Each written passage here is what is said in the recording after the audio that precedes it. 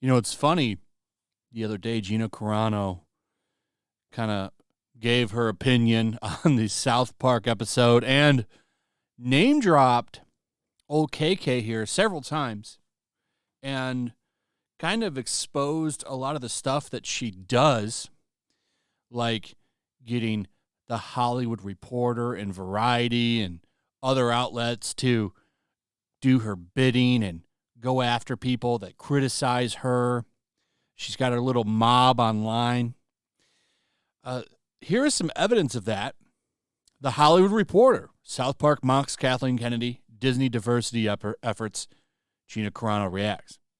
So you have the Hollywood Reporter now attacking Gina Carano and even Elon Musk. What's funny, and I always find this this is always right on cue. Right-leaning celebrities ranging from Elon Musk to Carano. When did Elon Musk ever say he was right-leaning?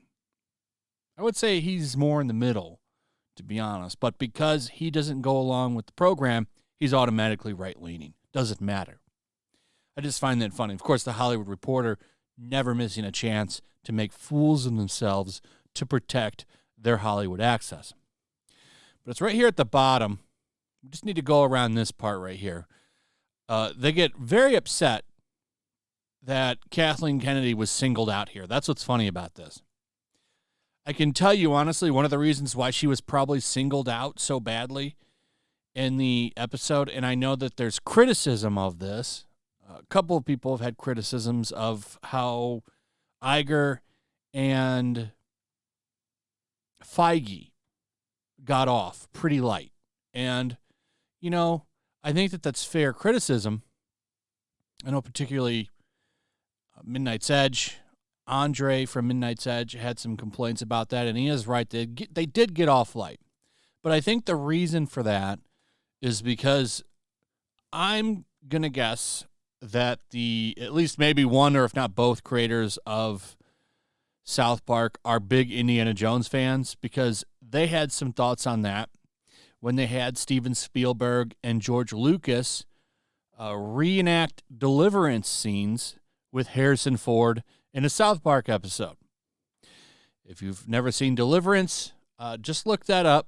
There's a very specific scene where a bunch of hillbilly guys get a hold of the city guys, the city slickers in the movie, and it's pretty graphic and hard to watch. Well, they recreated that in their show. I'm going to guess that they're big Indiana Jones fans. And I think that's why they singled her out. Plus, a lot of people talk about Kathleen Kennedy, which is one of the reasons, right? But they don't like that. So here, listen to this defense they do of her. It should be pointed out that it's unfair to single out Kennedy for Disney's overall box office struggles and stock decline. Lucasfilm is a subsidiary of Disney. And while Kennedy has received criticism over handling of the Star Wars franchise in the past decade, which saw declining box office returns and plenty of behind-the-scenes creative shakeups, she's not in charge of Disney's overall slate, or considered the mastermind behind the company's so-called woke push. So, it doesn't really matter. I mean, I get it, but it's funny that they're out here like trying to damage control for her. It's really bad that she got so named in that episode for her, because a lot of people that have never heard of her name, they know about it now, and I bet they're Googling her. She's been trending on Twitter for days. She's trending on Twitter right now, actually. She's been trending since the episode. So I think you've got a lot of people looking into her for the first time. But listen to this damage control. We're going to go through this. On Kennedy's side of the ledger, The Mandalorian was considered a massive critic and fan success, at least until the show's recent third season slump. Yeah, that's because you took the main character, sidelined him, and brought in Bo-Katan, woman, to be the main character. Now, like most people, I don't mind Bo-Katan, but this was never her show. This was Din Djarin's show, and they've sidelined him to make her the main character. This is something that she does quite a bit. And the show is credited with launching the streaming service Disney Plus. Last year, Andor was arguably the most acclaimed Star Wars title in decades. That's cool. Wow. Hollywood critics loved it. Too bad it failed miserably in the ratings. Nobody cared about it. And I know people in the comments are going to say Andor is actually good. I hear it's great. The problem is nobody watched it. You know why nobody watched it? Because the Star Wars brand is dead. Nobody cares about Star Wars anymore. That's why Ahsoka was kind of a viewership bomb as well. But other titles, ranging from Obi-Wan to Indiana Jones and the Dial of Destiny, haven't fared so well. Kennedy is also the most high-profile female entertainment executive at the company, perhaps even in all of Hollywood. And it's probably not a coincidence that so many online critics expend so much firepower on her rather than, say, Disney CEO Iger or Marvel President Kevin Feige. The intensity of her online vitriol, not just in comments, but in article after article after article after article on various sites, often speculating she's this close to getting fired over the past, seemed outsized, which is part of what South Park is addressing. I like how they kind of throw in the sexism thing there, just to put that out there. And they're trying to spin it, saying that South Park was actually on her side there. And that's the spin that's been going on with this lately. Actually South Park was on her side the whole time. No. Did we watch the same episode? They pretty much nailed her, saying put a chick in everything. Make everything about a woman.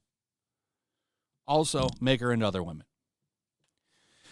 South Park tries to stay middle of the road, something that no other company tries to do, and they did that in this episode. But she got ripped up in this. I do agree Iger and Feige should have got more heat. 100% agree with that. But I'm okay with Kennedy getting a lot of heat because she deserves it probably more than anybody else because she's been so damn vocal on, taking out fans, not caring about fans. We've all heard a lot of it. I've covered a lot of it. But the really cool thing here is that apparently, according to a friend of the channel, Drunk 3PO, a nuclear bomb full of emails and notes detailing Kathleen Kennedy and Lucasfilm Story Group's disgusting behavior is to be released soon. Apparently, there's some inside info coming out on how these people act and the shit they do behind the scenes. And I, for one, am very excited about that. Anyway, that's pretty much it. Let me know what you guys think about all this. I'd like to hear from you. Also, if you would, please like, subscribe, share the video. Make sure you're still subscribed. Hit that notification bell. Check out my Rumble and locals, and I'll see you on the next one. Peace. Make sure to check out my locals. There's a link in the description. It's a fun community that I'm trying to build over here. If you don't want to support me on YouTube, you can come over here. None of that money goes to YouTube. You also can just come over here for free. But if you are a supporter over here, I do plan on doing an extra live stream once a month and throwing links to the supporters so you can actually come on and have a supporter live stream with me. Also, it's a good place to catch all of my content. You don't have to worry about notifications like YouTube. They'll definitely work over here. So come check out my locals.